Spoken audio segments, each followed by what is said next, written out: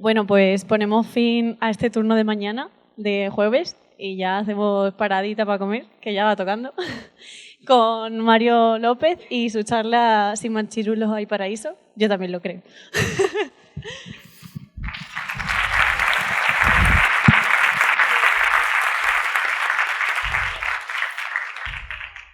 Bueno, muchas gracias por venir, especialmente en este momento intempestivo y con un tema como este, ¿no? Solo eso ya me pone muy contento. Esperaros porque estoy viendo que justo es el momento especial en el que esto se ha desconectado y he perdido el control de la charla como suele ser habitual en estos casos. Dame un segundillo que me conecto y voy al lío. Socorro. A ver. Muy importante, nunca hagáis cosas en directo en unas charlas, por favor. Socorro. Ahí estamos. Estoy. Kirigua, ya estoy. Vale. Gracias. Vale, estoy, ¿no? ¿Estoy de verdad? Sí, estoy. Vale, pues nada, bienvenido a Sin machirulos hay paraíso, la charla que tiene probablemente la mejor portada de todo el TFest. Y nada, antes de nada, pues bueno, ¿quién es usted, no? Pues nada, yo soy ese, soy ese concursando en el Peque Prix, soy for real, esto pasó. Entonces nada, soy Mario López Martínez, ¿vale? Soy doctor en Teleco, pero enseguida me di cuenta de lo que me apetecía hacer, lo que me hacía feliz era hacer software y es lo que llevo haciendo casi una década.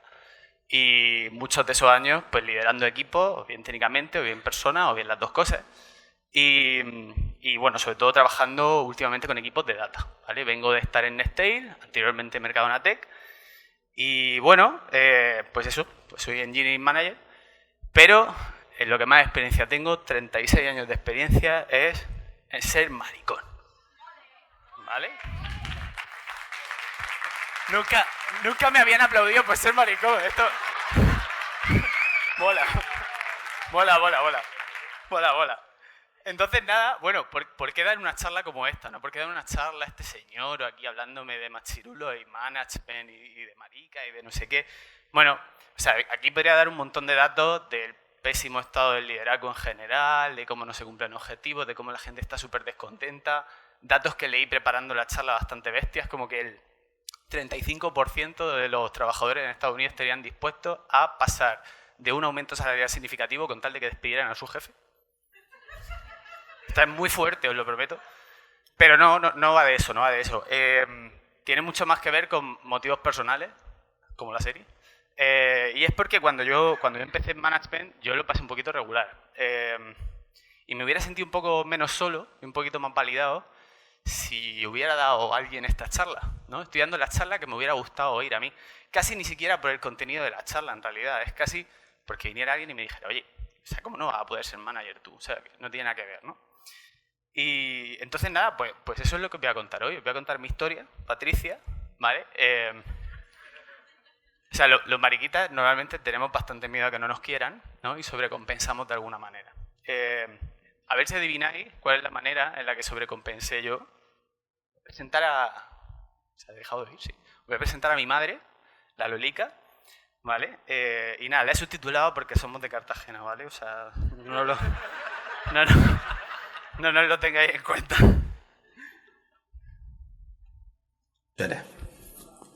Porque ella nada más que quiere su Jesusera. ¿Qué es ser una Jesusera? Jesusera es hacer lo que tú digas. Ajá. Tú quieres que te comas este pescado, te lo comes. Quieres que te comas la ensalada, te la comes. Y yo, si no me apetece, no me la como. Y ya está.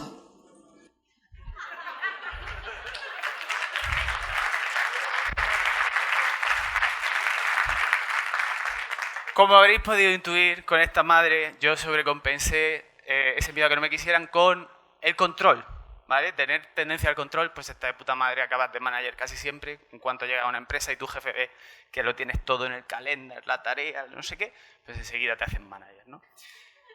¿Y qué pasó? Bueno, pues la primera vez que me hicieron manager, pues ostras, no sé, yo no me sentía, digo, pero ¿cómo voy a ser yo manager? Yo la imagen que tenía de líder en mi cabeza era el Power Ranger rojo, la Power Pose. Claro, luego pensé que en realidad tenía el Power Ranger rojo en la cabeza por otros motivos, pero no lo tengáis en cuenta, ¿vale? Pero bueno, la realidad era esa, ¿no? Yo veía a mi jefe y decía, pero es que yo no soy así, ¿no? Y nada, bueno, pues esta tendencia al control se pasa a veces regular, pero tiene una parte muy buena, ¿no? Que esto, como decía el antiguo CEO de Intel, solo el paranoico sobrevive. Cuando tienes un reto de esto y eres una persona con un carácter como el mío, pues entonces lo que hace es leer todo lo que puedas, ¿no? O sea, es como intentar ir ya con todas las trampas sabidas, ¿no? Y eso. Y entonces, ¿qué pasó? Que a medida que iba pasando el tiempo y yo iba acumulando experiencia, ¿no? De management, y me iba yendo ok, y leía, o sea, la sensación era al loro, que no estamos tan mal. Nunca esperaréis ver a Laporta en una charla de un gay, ¿verdad? Pues ahí está. Nada, pues eso, yo me seguía sintiendo bastante atípico como manager, pero la realidad es que me iba bien, ¿no? O sea, a veces llegaba a los equipos, ¿no? Y decía, ostras, pues soy un poco el Alberto Chicote, ¿no? El equipo está ahí ardiendo, llego, hago algunas cosas y veo que el equipo mejora. Y además leía y decía, ostras, pues estas rarezas que yo tengo, a ver si no van a ser tan rarezas. Lo mismo son cosas buenas, ¿no? La literatura también me daba la razón. Y nunca lo vi explícito así, pero llegó un momento que dije, ostras, en realidad, este sentirse raro, estas rarezas, tienen mucho más que ver con no ser un hombre hecho y derecho que con cualquier otra cosa, ¿no? Y eso es un poco lo que os vengo a contar hoy, ¿no? Y es que, bueno, lo que os vengo a contar es que Think Manager, Think Male. Nuestro estereotipo de líder todavía se corresponde un montón con un conjunto de expectativas de la masculinidad tradicional. O sea, el término técnico es masculinidad hegemónica. Aquí lo vamos a llamar machirulo. Y bueno, y esa expresión pues la popularizó esta señora, la doctora Virginia Stein, en los 70. Se pasó 50 años investigando el papel de la mujer en management y esa era su conclusión, que nuestra percepción de un líder y la percepción de alguien hipermasculino eran un poco la misma cosa, ¿no? Pero es que resulta que cuando tú te pones en serio, ves literatura, paper, libros de management, te empiezas a dar cuenta de que esas expectativas sobre la masculinidad no solo no son ventajas a veces para ser un buen líder, es que a veces son diametralmente opuestas a ser un buen líder, ¿vale? Entonces, ¿qué vamos a hacer hoy? Vamos a hacer un recorrido por la literatura de negocio, científica, etcétera, en la que nos vamos a enfocar en un comportamiento concreto, concretamente el que peor me lo hizo pasar a mí, y vamos a ver cómo le siguen los distintos personajes, ¿no? Vamos a ver cómo le sigue el estereotipo de líder, ¿no? El líder que tendríamos en la cabeza, el líder tradicional. ¿Cómo se siente un machirulo ante esto? ¿Qué es lo que querríamos que fuera un buen líder respecto a ese comportamiento? Y por último, ¿qué deberíamos hacer los que no podemos o no queremos cumplir esas expectativas de la masculinidad? Porque somos mujeres, porque somos gays, por lo que sea, ¿no? El de la izquierda Stinkut ya lo conocéis. Me da un poco de pena ponerlo porque en realidad fue la primera persona de una empresa del Fortune 500, el primer CEO, en contar que era gay, y esto lo hizo en 2014, o sea, no hacen ni 10 años de esto. La de la derecha, luego vamos a hablar más de ella, Sheryl Sandberg, fue antigua Chief Operations Officer de Facebook, luego hablaremos de ella porque tiene bastante que decir en este tema, ¿no? Y por desgracia, la charla tampoco va a ser muy feel good, ¿vale? Porque seguro que habéis oído esta parte, ¿no? De, bueno, el rollo ahora es trae tu auténtico ser al trabajo, trae tu mejor ser al trabajo. Pues por desgracia, hoy esto todavía no es muy interesante para nosotros, ¿no? Hay que ser un poquito más estratégico, ¿vale? Es decir, hay que jugar algunas cosas que a lo mejor no nos va a apetecer jugar. Así que nada, bueno, antes que nada, yo en esta charla me pongo muy nervioso porque quiero coger las 227 referencias que me están tirando a la cara para leérmelas luego. Entonces, no os preocupéis porque hay un artículo de esta charla que además trata más temas que esta charla, con todas las referencias, lo compartiré después de la charla. Así que nada, feel free to enjoy y no coger nada. Y eso. Y nada, y antes de seguir unos disclaimers, porque, a ver, el tema es complicado y yo no soy sociólogo, ya me gustaría, ¿no?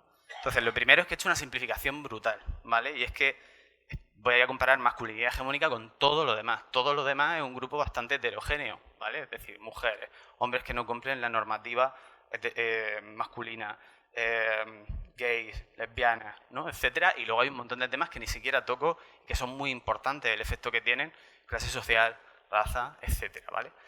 Eso no nos debería impedir, para al hacer esta comparación tan básica, efectivamente, centrarnos en problemas comunes y soluciones comunes que podemos tomar, ¿vale? De hecho, aún así, mi mirada va a ser la de quién soy, ¿no? Un varón blanco, cis, homo del primer mundo, que bueno, que no está tan mal, en realidad, porque bueno, decía el politólogo Ronald Inglehart que la aceptación de los gays y lesbianas es el indicador más fiable para medir el bienestar, el estado avanzado de bienestar de una sociedad, porque normalmente somos el grupo menos querido en la mayoría de las sociedades. Es decir, él decía que éramos la frontera final de la diversidad. Y nada, por último, otra cosa que quería dejar claro es que yo voy a hablar de consejos individuales, de qué debería hacer un individuo, de qué podemos hacer un poco para mejorar para todos, incluso para un heterosexual normativo, qué podemos hacer para mejorar esta situación, pero realmente el problema no es del individuo y no es responsabilidad del individuo. El individuo puede hacer cosas, pero es algo que tenemos que solucionar como sociedad con las estructuras que tendríamos para ello, ¿vale? Y ahora, dicho esto, el comportamiento que vamos a tratar hoy va a ser solo uno, la autoconfianza, ¿vale? Esto es Top Gun, una de las películas más gay de la historia.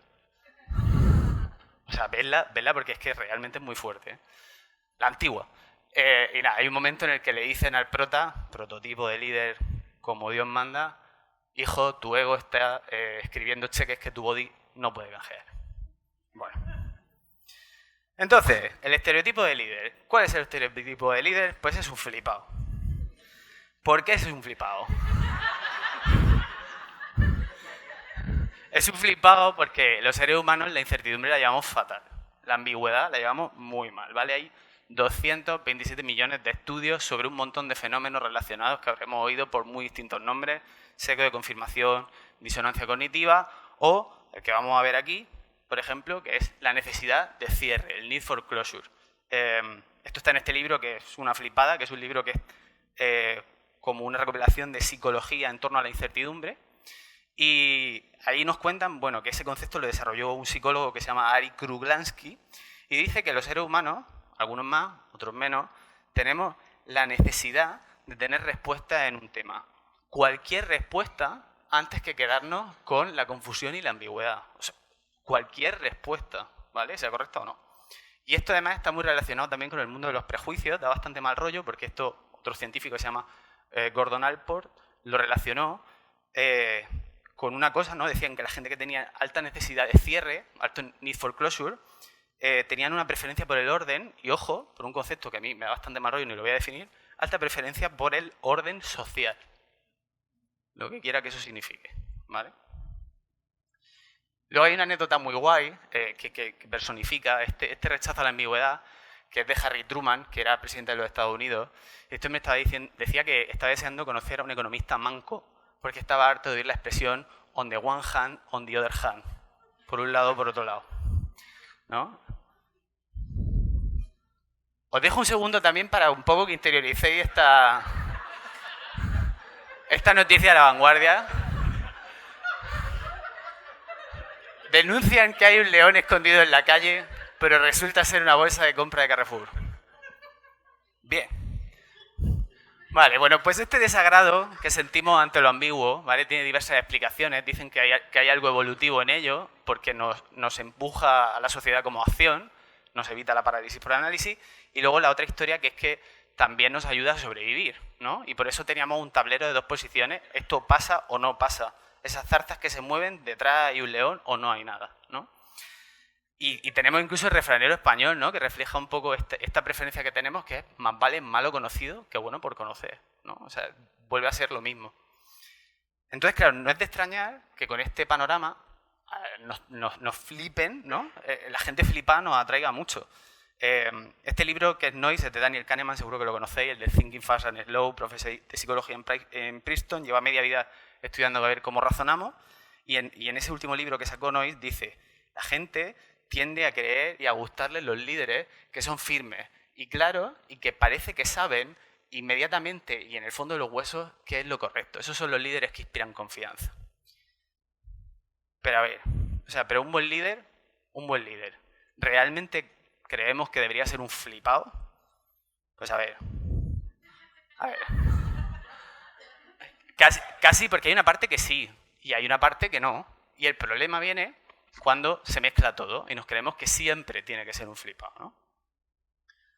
Vamos a ver entonces qué es lo que esperamos de un buen líder con respecto al tema de la autoconfianza, ¿no? O sea, aquí podríamos coger, hay 27 modelos distintos de liderazgo. He cogido el de Accelerate porque seguro que el que nos suena, por cierto, la de la foto es Nicole Forsgren, que es una de las autoras de Accelerate. Y el modelo, o sea, bueno, si no conocéis Accelerate, leéroslo, por favor, es muy importante.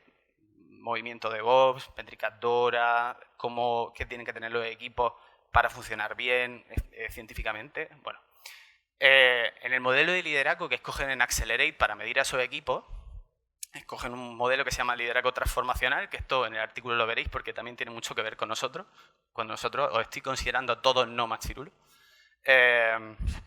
Y bueno, podéis ver ahí, estos son 2 puntos de lo que incluye esa definición de líder, y lo que se espera de un líder es que tenga visión, es decir, que tenga una idea de a dónde va la organización dentro de los próximos 5 años y que inspire, ¿no? Es decir, que comunique de una manera que motiva, incluso en un entorno de incertidumbre o cambiante.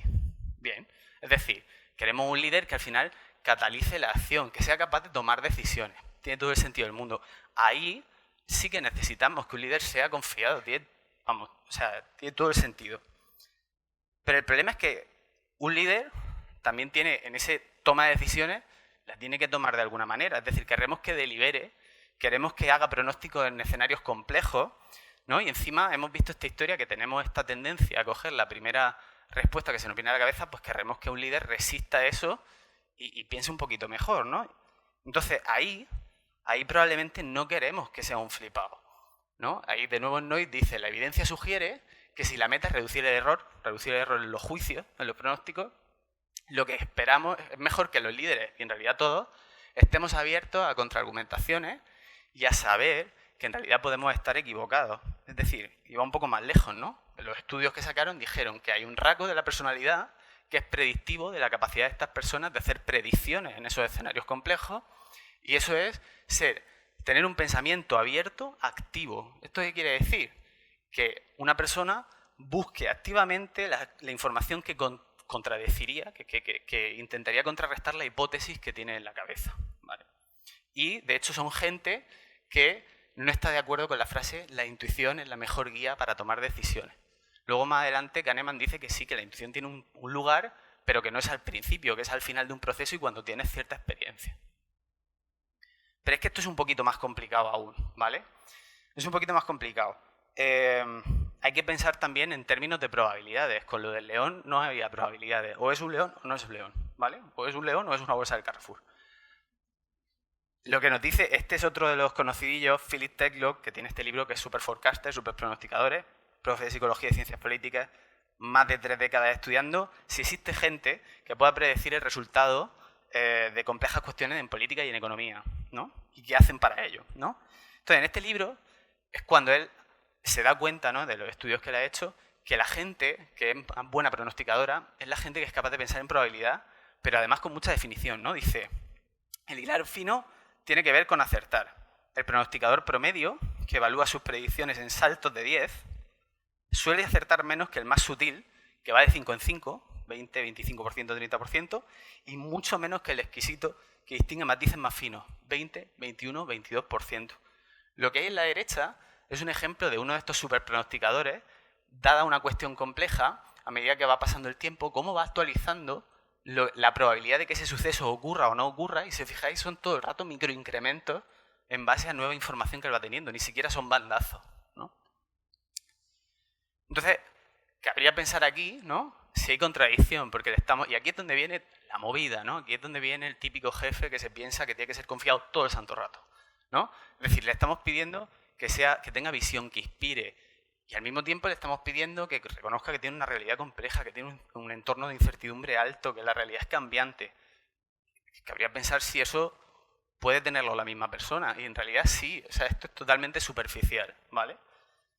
Sí que se puede, y la gracia es que tener un poco de higiene en cuándo ocurren esas cosas. Esto, como las grandes buenas ideas vienen de muchos sitios, parece que aquí una persona que tuvo bastante mano fue Helmut von Moltke, que este señor era general prusiano. Luego, toda esta historia la continuó, no os lo perdáis, el ejército nazi en la Segunda Guerra Mundial.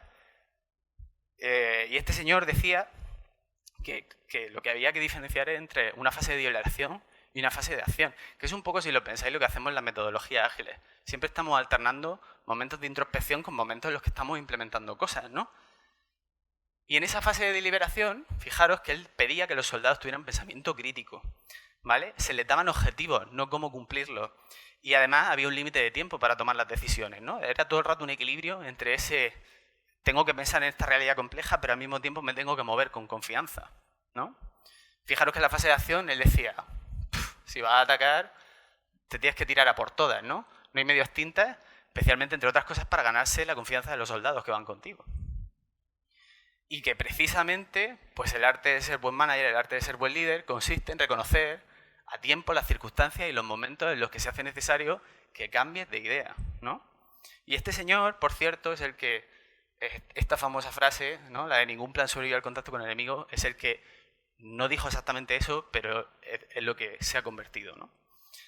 Así que nada, y esto, insisto, tiene un reflejo muy claro, por ejemplo, con muchas de las metodologías ágiles, con Incremental Design, con el Deferred Commitment de Lean, ¿no? Entonces, bien, se puede, ¿vale? Se puede ser confiado en unas cosas y se puede no ser confiado en otras. Y no hay que mezclarlos todo. Pero un machirulo, ¿a dónde tiende, no? ¿Cuál es la tendencia de alguien que cumple las expectativas de la masculinidad tradicional? Pues no tiene pruebas y tampoco tiene dudas, ¿vale? Aquí os presento a otro señor, que se llama Galeno, médico de los emperadores romanos en el siglo II.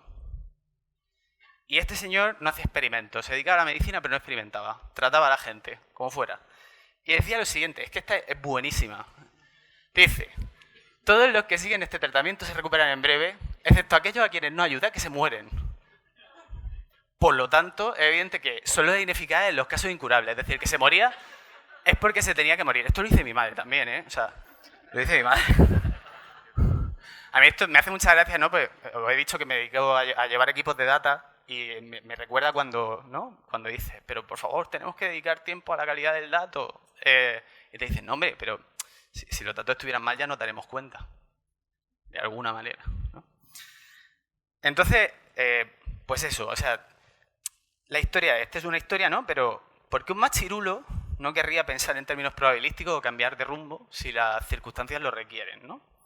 Bueno, fijaros que otra de las cosas que aparecen en superpronosticadores es que la gente suele pensar que confianza es lo mismo que competencia, ¿vale? Y que un pronosticador que dice que algo tiene medianas probabilidades de ocurrir es menos respetado. Se cree que las predicciones de ese tipo, las predicciones probabilísticas, son indicaciones de que los pronosticadores son incompetentes, que ignoran hechos pertinentes, que son perezosos, que no están dispuestos a hacer el esfuerzo necesario para, en vez de decirte que esto tiene un 53% de probabilidad de ocurrir, no decirte que va a ocurrir seguro. Es decir, comportarse como un buen líder puede verse como un signo de debilidad.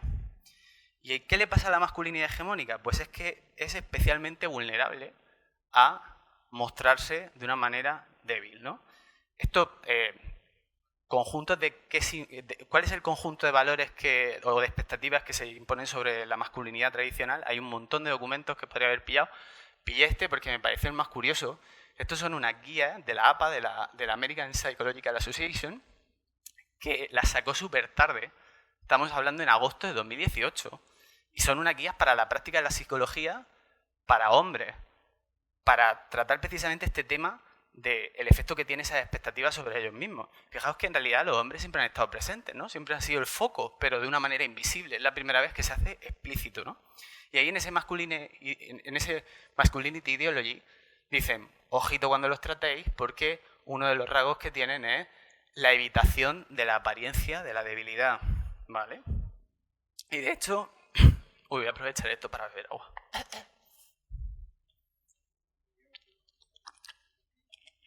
Magnífico. Fijaros que además es algo incluso un poquito peor. Este libro, que por cierto recomiendo porque es muy asequible, es de Beatriz Ranea Triviño, socióloga de la Complutense. Fijaros que además en el proceso de hacerse hombre por los cánones tradicionales está adquirir la autoridad. O sea, no solo tienden a ser sobreconfiados, sino que tienden a ser sobreconfiados y a pillar la autoridad, ¿no? O sea, un combo perfecto, ¿no? Por lo tanto, ¿qué hacemos los que no podemos o no queremos cumplir esos preceptos, ¿no? Hemos dicho que nos atrae la gente sobreconfiada y hemos dicho que los machirulos aparenten sobreconfianza. ¿Qué es lo más probable que vaya a ocurrir? Pues que los escojan más como líderes, ¿no? Aquí pongo un ejemplo de nuevo. O sea, hay 40 estudios en cuanto a cómo se elige a un líder y cómo acaba siendo casi siempre un hombre. Este paper es muy curioso, se llama La emergencia del liderazgo masculino en entornos competitivos. Y fijaos que la razón que encuentran por la cual en un entorno competitivo acaba siendo escogido como líder un hombre en vez de una mujer es que el hombre recuerda un performance mucho mejor al que tuvo. No es que mienta, no es que la gente discrimine porque es que eres mujer per se, ¿no? Este experimento era bastante curioso. Imaginaros que a los que estamos aquí nos meten en una habitación, nos dan un minuto y nos dicen haz tantas sumas de 2 dígitos como puedas y por cada una $1. Bien, pues hacemos las que sean, pasan 15 meses y os preguntan, te voy a dar X dinero, tanto más cuanto más te acerques, ¿cuántas sumas hiciste aquella vez? ¿No? Es decir, hay un incentivo para acertar. Y luego imaginaros que después de eso nos agrupan, en los grupos intentan que sean mixtos, que haya mujeres y hombres, y que te dicen, bueno, ahora tenéis que elegir un líder por grupo y ese líder se va a competir contra los líderes de otros grupos. Y el grupo, en la misma tarea, ¿no? En hacer esa suma. El grupo que consiga mayor número de sumas recibirá una compensación económica. Entonces, fijaros que las dinámicas que se producían no era que los grupos eligieran hombres porque una mujer reportaba un performance mayor y no la cogían. No, es que cuando ponían en común los resultados de cuántas sumas habían hecho hace 15 meses, los hombres sobreestimaban cuántas sumas habían hecho. Y eso que ese número tenía un incentivo para que estuviera correcto. Es decir, ni siquiera lo estaban inflando para mentir, para salir escogidos como líderes, ¿vale? Simplemente ocurría. Además, para más INRI, ¿no? Por otro lado, los que no somos machirulos, pues sufrimos un poco el efecto contrario, que es un estereotipo de que nosotros no lo vamos a hacer bien en entornos en los que haya que ser decisivos, en entornos en los que haya que ser asertivos.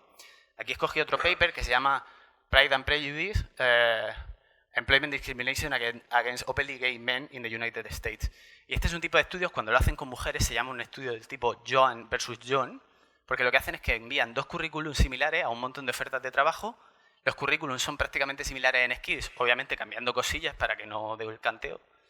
Y, sin embargo, cambian, en el caso de las mujeres y hombres, es obvio, un currículum es de mujer y el otro de hombre, y en el caso de lo gay, para señalizar orientación sexual sin que en el currículum apareciera soy gay, que sería un poco raro, aparece que en su experiencia profesional, en un caso colaboraron en una asociación estudiantil que era para pro derechos de lo gay, y en el otro caso, un poco para compensar, para que haya una experiencia similar, y intentando contrarrestar tendencias políticas, se dice que han estado colaborando en una asociación universitaria de izquierda, ¿vale? ¿Y entonces qué ocurrió? Pues lo típico, un 40% menos de resultado positivo en el caso del currículum gay, es decir, 40% menos de entrevistas, y además el gap con el otro currículum, el currículum de izquierda, era tanto mayor cuanto más aparecieran en la oferta de trabajo a la que se aplicaba rasgos típicos de la masculinidad, tipo, se busca un líder decidido, asertivo, tal, pues ahí es cuando más ancho era ese gap. Esto, por cierto, le he sacado, ese paper es una referencia a este libro, fijaos qué composición he hecho, esto lo he hecho yo. Es increíble esto, ¿eh? Este libro es una pasada, se llama El armario de cristal de Glass Closet y lo ha escrito John Brown. John Brown estuvo a punto, podría haber sido el primer CEO en revelar su orientación sexual. Era nada más y nada menos CEO de BP, la petrolera, se imaginaron el entorno, ¿no? El campo de nabos que tendría que haber allí. Y sin embargo cayó de ese puesto de CEO en 2007 porque un escándalo reveló esa orientación sexual y él mismo dice que lo hizo voluntariamente, pero que le dio miedo, se dio de baja y se quitó de en medio, ¿no? Y perdió esa oportunidad y la retomaría Tim Cook 7 años después, ¿no? Bueno, por cierto, el libro es interesantísimo, ¿vale? Porque cuenta un poco, no solo se hace eco de los estudios, sino que cuenta su experiencia personal. Total, chapa que os he pegado. Resumen, lo mismo entonces tenemos que machirulearnos un poco todos, ¿no? Es decir, también los que no somos machirulos. Esto es de una charla TED de Sheryl Sandberg, que como he dicho, pues fue Chief Operation Officer de Facebook, primera mujer en el Board of Directors de Facebook. Tiene una charla estupenda que se llama Why We Have Too Few Women Leaders, que expuneó un movimiento social en América bastante importante que se llamaba Lean In, que era básicamente la empoderación de las mujeres, que las mujeres llegaran y dijeran, esto es mío. Y ella decía que nadie llega a la oficina de la esquina, que es donde se sientan los jefes en América, corner office, sentándose en un lado en lugar de sentarse en la mesa, porque ella observaba que las mujeres siempre en las reuniones a las que ella iba siempre se sentaban en un lado, nunca se sentaban en la mesa en la que se tomaban las decisiones, es decir, ni siquiera figurado, esto ocurría de verdad. Y nos dice, nos tenemos que contar a nosotras mismas que tenemos el sobresaliente para alcanzar esa promoción, ¿vale? Y si nos fijamos en la ciencia, pues es un poco lo que la propia ciencia, los estudios sociales al respecto nos recomiendan. Este paper es espectacular, es un sumario de un montón de trabajo de género en el trabajo, ¿sí? Que se llama Gender Stereotypes and Workplace Bias, y ahí dice, si las mujeres, si queremos que las mujeres triunfen en los escalones de trabajo altos, van a tener que violar sus estereotipos prescriptivos de género, es decir, van a tener que competir agresivamente por las posiciones, van a tener que actuar con independencia y decidida y van a tener que tomar cargo del asunto. Es decir, que sí, que nos tenemos que machirulear un poco. Hay un truco, yo aquí quería poner una cosa que a mí me ha funcionado mucho, otra vez control, yo la manera, es decir, yo no sé, por cierto, ¿me notáis nervioso? Yo estoy ahora mismo para soltar la tablet e irme corriendo. Perfectamente, ¿no? A mí una cosa que me funcionó, bueno, me salvó incluso la vida, esto, en su día tuve un psicólogo porque, bueno, fui CTO de una startup, me quemé vivo. Este concepto a mí me ayudó muchísimo, que es cuando tienes una situación de estas compleja en la medida en la que en el trabajo que tengáis, y tienes que tomar una decisión, y la realidad de la vida es que se toman decisiones en un entorno complejo y nunca tienes todas las respuestas, con lo cual siempre te sientas ahí un poco como, ¡ay!, ¿no? Pues ella, bueno, que no he dicho, esta señora es Fran Hauser, perdón, mujer con importantes posiciones ejecutivas en Coca-Cola People Time, tiene el libro este que se llama The Myth of the Nice Girl, y ahí habla de este concepto que es la confianza basada en la evidencia, ¿no? Ella dice, cuando yo tenía una movida gorda, al final llega un momento que yo decía, a ver, pero yo he hecho el trabajo que tenía que hacer, ya está. O sea, me puedo equivocar en la decisión, pero esto es lo que hay, ¿no? Soy suficiente, ¿no? Qué curioso, que era algo muy parecido a lo que decía Señoro decía que la batalla está envuelta en un anillo de la incertidumbre, pero que debe tener al menos, quien toma la decisión, al menos certeza con respecto a una cosa, la decisión que ha tomado, ¿no? Era el mismo concepto, ¿no? Pero es que os digo más. Si no lo sentís, si no sentís confianza, finge, chica, finge, da igual, ¿no? Da absolutamente igual. Esto lo dice... se me ha caído el micro. Espera. Vale. Esto lo dice Jeffrey Pfeffer, profesor de la... Es impronunciable esto.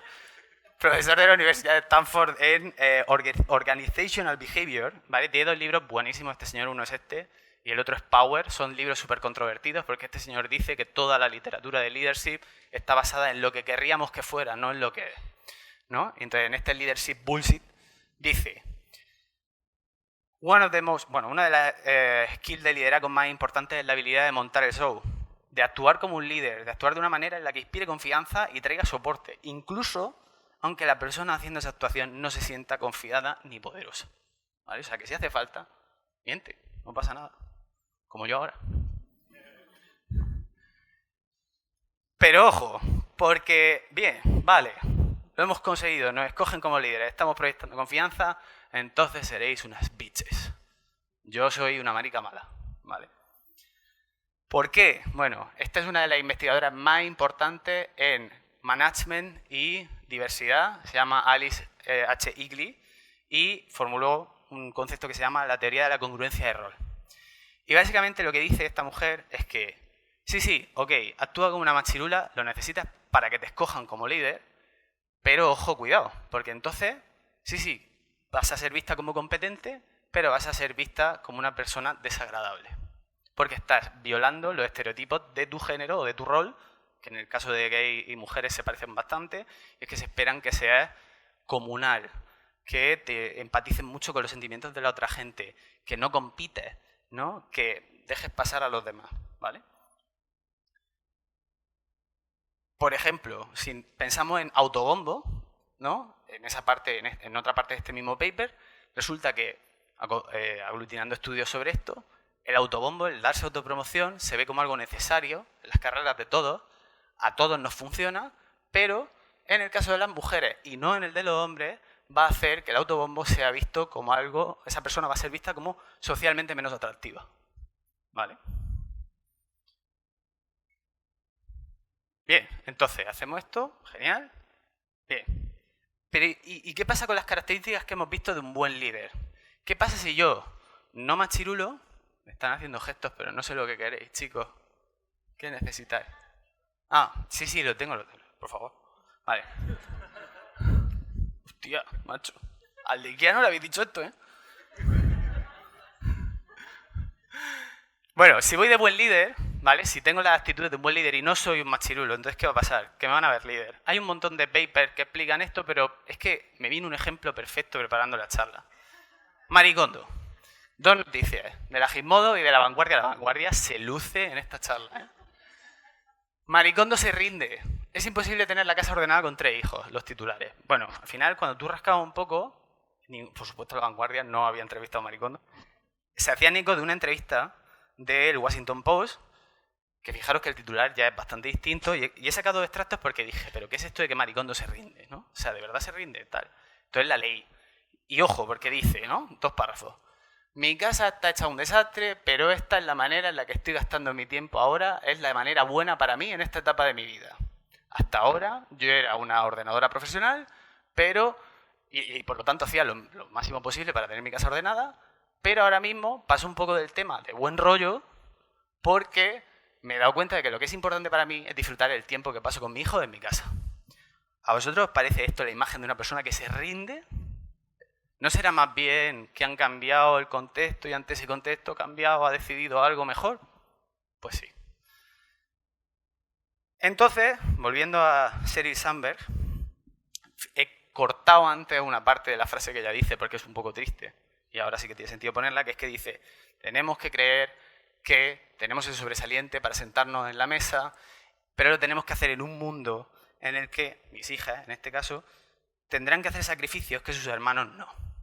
El éxito está y ser gustado está positivamente relacionado en los hombres, pero relacionado a la inversa en las mujeres. Vale. Pero aún así, esta mujer en ese movimiento lean-in lo que nos dijo es, tenéis que hacerlo igual. Hacerlo igual, vais a pagar el penalti. Y luego 2 mujeres más con 2 consejos más respecto a este tema, ¿no? Una es Sarah Drasner, directora de ingeniería en Google, ex VP de Developer Experience en Elify, Principal Lead en Azure. Tiene este libro que es el Engineering Management for the Rest of Us. The Rest of Us, en el que se incluye es toda la gente que siente que no ha nacido como líder, ¿no? Y entonces dice, ojo si eres una minoría infrarrepresentada en tech, porque lo que en una persona puede ser visto como humildad, en otra persona puede ser visto como debilidad. Yo llevo mal admitir mi vulnerabilidad porque pienso, soy una mujer en tech, ¿cómo me van a ver? Entonces ella recomienda, ojo, pues testear la agua, mirar la temperatura, chequea si tienes los ciclos mentales como para arreglar esto si se te va antes de actuar. Es decir, esta es otra parte del mismo consejo. Sheryl Sandberg te dice, tírate, esta te dice, ojo, mira a ver lo que haces, sé estratégica, ¿vale? Y luego está Frank Hauser, que dice, fuck it, puede ser todo, ¿no? Que por eso el subtítulo del libro, ¿no es? Conseguir la carrera que amas sin convertirte en la persona que odias, ¿no? Y he pasteado ahí el índice del libro, porque en realidad está bastante guay. Básicamente esta mujer dice, no tienes por qué acabar con la etiqueta de bitch, pero tienes que trabajar doble, tienes que hacerlo todo, es decir, tienes que cumplir el estereotipo de líder y el estereotipo de mujer, ¿no? Es decir, sé ambiciosa, pero que te guste, que le guste a la gente.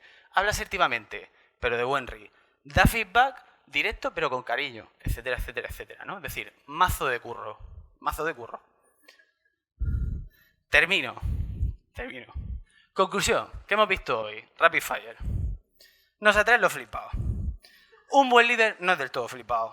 Los machirulos están presionados para ser flipados, por lo tanto los machirulos tienden a ser escogidos como líder. Entonces, si no eres machirulo, ojo, porque vamos a pensar de entrada que no puedes ser ni flipado ni líder. Si te flipas, ok, líder, pero entonces eres un bitch. Si eres buen líder, pues te pueden ver como débil, así que ojo, sé estratégico. Y si queremos ser buenos líderes y no ser unos bitches, hay que sobresalir en las partes del estereotipo de rol que nos corresponda, ¿vale? Dicho esto, O sea, que quería lamentarlo porque no creo que sea una charla de la que salgas como, en plan, qué alegría me da lo que me ha contado Mario, ¿no? No, pero bueno, el caso es que va a haber buena cantidad de trabajo adicional por nuestra parte, al menos hasta que los estereotipos cambien. Tengo más slides, pero voy a parar aquí, en el que digo, hey, pero los estereotipos están cambiando, de buen rollo, y, ojo, tenemos ventajas siendo middle managers. Pero para eso os leí el artículo. Así que, nada, muchísimo ánimo y gracias por vuestra atención.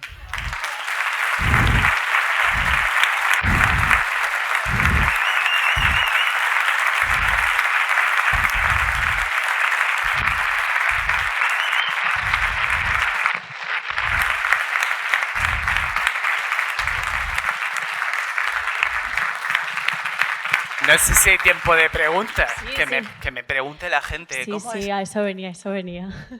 Que, bueno, muchas gracias por tu tiempo y tu charla. vosotros. Creo que ha gustado bastante, porque estaban por allí todo viendo en las pantallas Track 2. Entonces, bueno, vamos a hacer una ronda así rapidilla de preguntas. No sé si alguien quiere. Vale, por ahí. Por favor, una pregunta del tipo, esto no es una pregunta, es un comentario. Es en esta charla... Es que soy una chica, no hago esas cosas. Mi pregunta es, has hablado un montón de papers y de libros y tal, y me gustaría preguntarte qué equilibrio has encontrado tú de ser líder pero no bits o un poco bits o... Ninguno, ¿no me ves? No, no, es broma, es broma. No lo sé, es complicado, ¿eh? Esta es la típica, imaginaba que iba a caer. A ver, yo hay una cosa que sí que me he dado cuenta, y es que en el proceso de andar en management, mi propio carácter ha cambiado un poco. O sea, efectivamente, yo de repente veo que yo en mi vida, tampoco es que fuera ahí un tal, pero yo no era tampoco una persona extremadamente asertiva, y con el tiempo, digamos, que ese personaje me lo he traído a mi vida, y ahora, que de puta madre en realidad, quiero decir, ¿no? Entonces, nada, el equilibrio en realidad, bueno, esto es como todo, también lo hablo en el artículo, depende del rol, porque en Engineering Manager es muchísimo más fácil. Al final mi trabajo es las personas. Y ahí, por cierto, por eso tenemos ventajas, ¿no? Eso es un poco middle management. Tu estereotipo de rol, es decir, en este caso lo que se espera de mí como gay, casa con lo que se espera de mí como Engineering Manager. Entonces hay algunos problemas de aquí de los que me escapo, otros no, a veces no. Entonces es delicado, es delicado. Yo noto un poco de todo. Noto que soy un poquito más bitch, pero no de malas, pero la percepción. Y al mismo tiempo, pues bueno, utilizo, en el rol en el que estoy, puedo utilizar precisamente ese contacto con las personas y esa empatía porque lo requiere el rol. Sería más complicado, esto lo cuento también en el artículo, si pretendiera ser staff engineer. Ahí es otra historia, por ejemplo.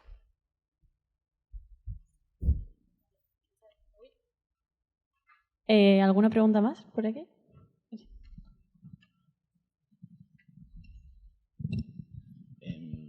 Hola. Cuando hablabas de cómo se tiene que percibir al management, al manager y al líder, tengo curiosidad por saber si entre toda tu búsqueda teórica de todos estos papers que haces y demás, has encontrado información sobre la percepción que tiene que tener la gente por encima tuyo o la gente a la que lideras o manejas. Claro, es que justo esa es la historia, ¿no? Ese es el kit, ¿no? Y eso lo explica muy bien Jeffrey Pfeffer.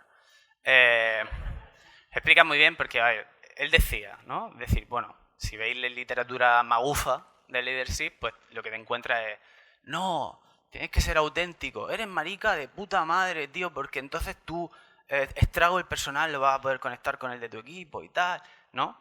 Genial. Y entonces sería, bueno, entonces si lo correcto es ser así, ¿cómo tienes que la mayoría de los jefes de este planeta no son así? Y siguen sin ser así, ¿no? Es decir, algo falla ahí, si esto es sabido, ¿no? Es trivial. Pues bueno, pues porque tienen incentivos, efectivamente. Es decir, porque como el estereotipo imperante, especialmente hacia arriba, en ese managing up, a mí, mira, no te voy a contar dónde, pero me pasó que yo llegué a un equipo, por ejemplo, y la gente estaba severamente underpaid. Severamente. Y claro, el primer ciclo que me encontré de review, todo el mundo para arriba, porque lo podía argumentar. Pues efectivamente, la percepción que me comí superior fue, nos preocupa un poco, Mario, porque lo mismo eres un poco blando. Entonces, efectivamente, pues este es el equilibrio. Es complicado. Ojalá tener la respuesta, porque no la hay. ahí, ¿qué pasó? Que me tuve que poner el cuchillo en los dientes y hacer una lista argumentada de por qué este tipo se te iba a ir en los próximos 3 meses. O sea, sí, es así de triste.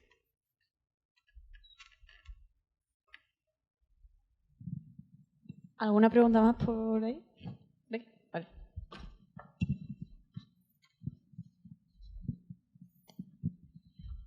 Yo quería preguntarte sobre el tema de hacer una charla con un tema realmente tan polémico, porque bueno, normalmente lo vemos día a día a la hora de hablar con familiares o con amigos o con el entorno. Digamos que un poco saber también tu opinión en cuanto al hecho de hablar estos temas en público o no hablarlos, porque bueno, hay mucha controversia, claro. Pues sí, hombre, no voy a pensar que, o sea, te puedo contar perfectamente, esto lo he pensado, pasa que el TFI te han cogido, ¿no? Pero yo he pensado que lo mismo en algún momento me revientan la charla, sale un pavo diciendo, ¿pero qué estás hablando, Julai? ¿No? Entonces, lo he pensado. Lo que pasa es que yo, de nuevo, esta es otra cosa que me hubiera gustado hablar, si es que son muchas al final. Que es que yo me puedo permitir, ojo, que tampoco, a ver si va a aparecer aquí, me puedo permitir un poco de counter-signaling, es decir, me la puedo jugar un poco. ¿Por qué? Pues porque ya, o sea, no estoy empezando, llevo 36 años, tengo cierto track record, tampoco que...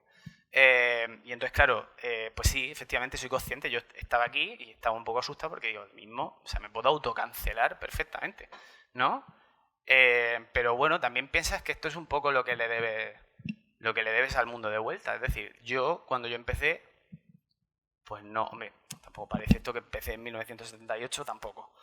Pero sí, o sea, yo no recuerdo haber visto una charla de este tipo, ¿no? Ahora afortunadamente, en este mismo TFES hay mucho más de esto, pero no la había, entonces digo, jolín, pues creo que se lo debo, o sea, me encantaría, yo no sé si pasará, no sé si me enteraré, pero me encantaría que hubiera alguien en esta sala que hasta hoy me dijera, hostia, bueno, yo es que no sé si, como estaba yo en su día, yo es que no sé si puedo ser manager. Y entonces vea a un pavo y diga, pues sí, hijo, sí que puede, no pasa nada. Pero sí, o sea, es polémico, efectivamente.